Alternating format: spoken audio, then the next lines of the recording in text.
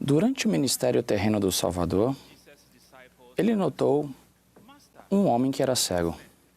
Os discípulos de Jesus perguntaram: Rabi, quem pecou, este ou seus pais, para que nascesse cego?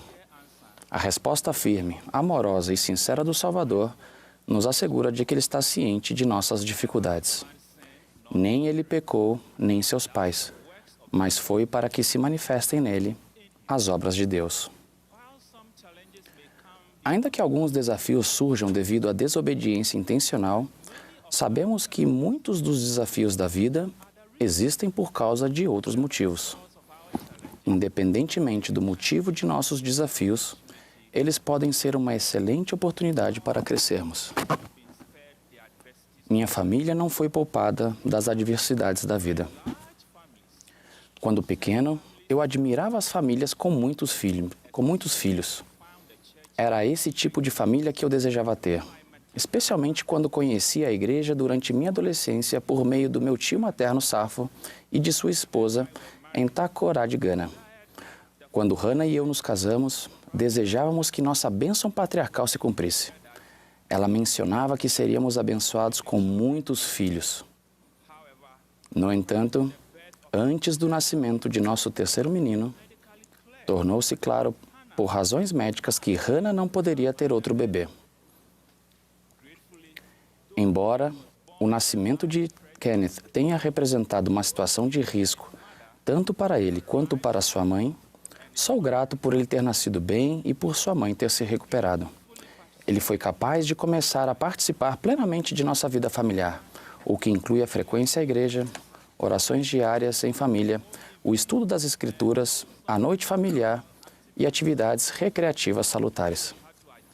Apesar de termos tido que ajustar nossas expectativas com relação a ter uma família grande, sentíamos alegria ao colocar em prática os ensinamentos de A Família Proclamação ao Mundo com nossos 3 queridos filhos. Seguir esses ensinamentos foi muito significativo para a minha fé em crescimento. Conforme declarado na proclamação, o casamento entre o homem e a mulher é essencial para seu plano eterno. Os filhos têm o direito de nascer dentro dos laços do matrimônio e de ser criados por pai e mãe que honrem os votos matrimoniais com total fidelidade. Fomos abençoados à medida que colocamos esses princípios em prática. Entretanto, durante um fim de semana, enquanto eu servia como presidente de estaca, vivenciamos o que talvez seja a pior provação que pais e mães possam enfrentar. Nossa família tinha voltado para casa após uma atividade da igreja e estávamos reunidos para almoçar. Depois, nossos 3 filhos foram brincar na área de lazer do condomínio. Minha esposa sentiu diversas vezes que poderia estar acontecendo algo errado. Ela me pediu para olhar os meninos enquanto lavávamos a louça. Eu sentia que estava tudo bem, pois conseguíamos ouvir a alegria deles enquanto brincavam. Quando finalmente nós 2 saímos para ver as crianças, para nosso desespero, vimos nosso pequeno Kenneth, de 18 meses, inerte, em um balde com água, longe da vista dos irmãos.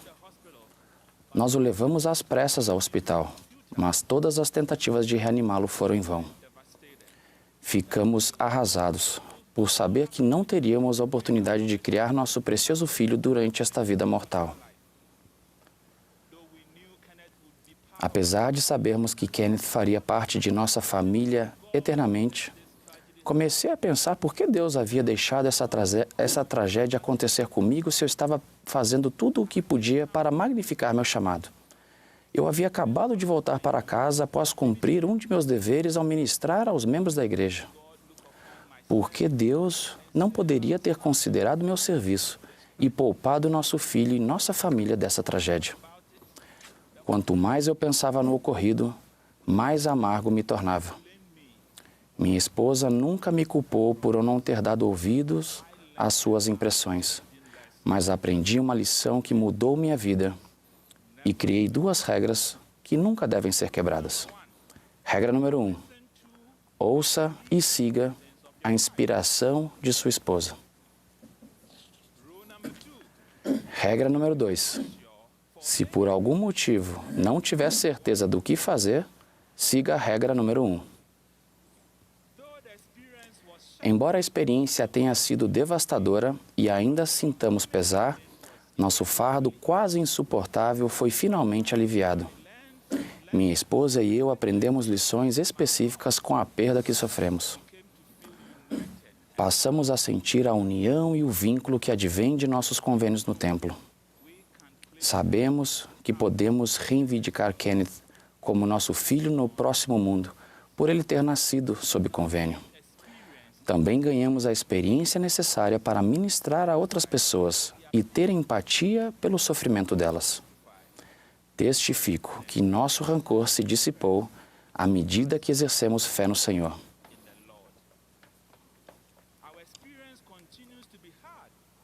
O que aconteceu conosco continua sendo difícil, mas aprendemos com o apóstolo Paulo que podemos todas as coisas em Cristo que nos fortalece, se nos concentrarmos nele.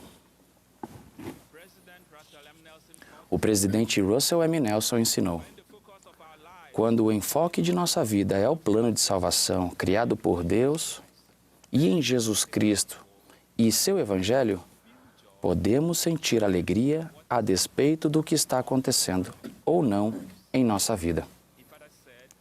Ele continua: a alegria vem dele e por causa dele.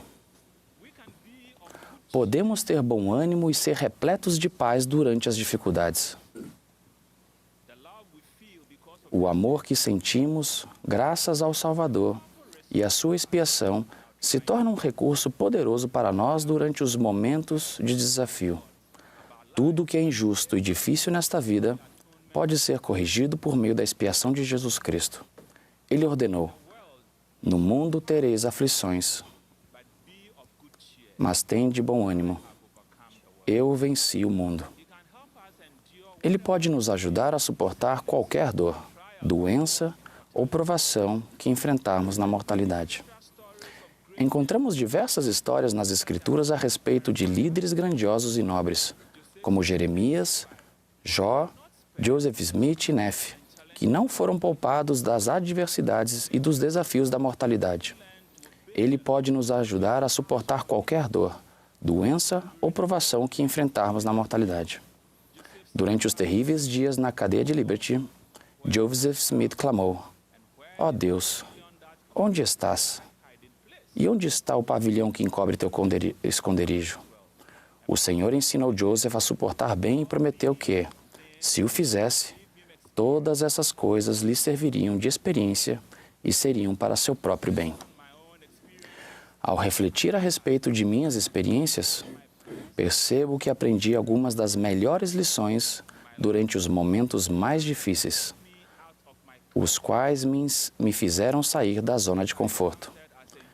As dificuldades que vivenciei quando era jovem, ao aprender sobre a igreja no seminário, como recém-converso e como missionário de tempo integral, e os desafios que enfrentei ao estudar, ao me esforçar para magnificar meus chamados e ao cuidar da família, me prepararam para o futuro. Quanto mais bom ânimo tenho ao agir diante de circunstâncias difíceis com fé no Senhor, mais cresço em meu discipulado. As dificuldades em nossa vida não deveriam nos surpreender, uma vez que entramos no caminho estreito e apertado. Jesus Cristo aprendeu a obediência pelas coisas que padeceu. À medida que o seguimos, principalmente durante as adversidades, podemos crescer e nos tornar mais semelhantes a Ele. Um dos convênios que fazemos com o Senhor no templo é o de viver a lei de sacrifício. O sacrifício sempre fez parte do Evangelho de Jesus Cristo. É um lembrete do grande sacrifício expiatório de Jesus Cristo por todos aqueles que viveram ou que ainda viverão na terra. Sei que o Senhor sempre nos abençoa por nossos desejos justos. Vocês se lembram dos vários filhos que me foram prometidos em minha bênção patriarcal? Essa bênção está se cumprindo. Minha esposa e eu servimos com muitas centenas de missionários de mais de 25 países na missão Ghana Cape Coast. Eles são tão preciosos para nós quanto se fossem literalmente nossos filhos. Testifico que crescemos em nosso discipulado quando exercemos fé no Senhor durante os momentos de dificuldades. Ao fazermos isso, Ele misericordiosamente nos fortalecerá e nos ajudará a carregar nossos fardos. Em nome de Jesus Cristo. Amém.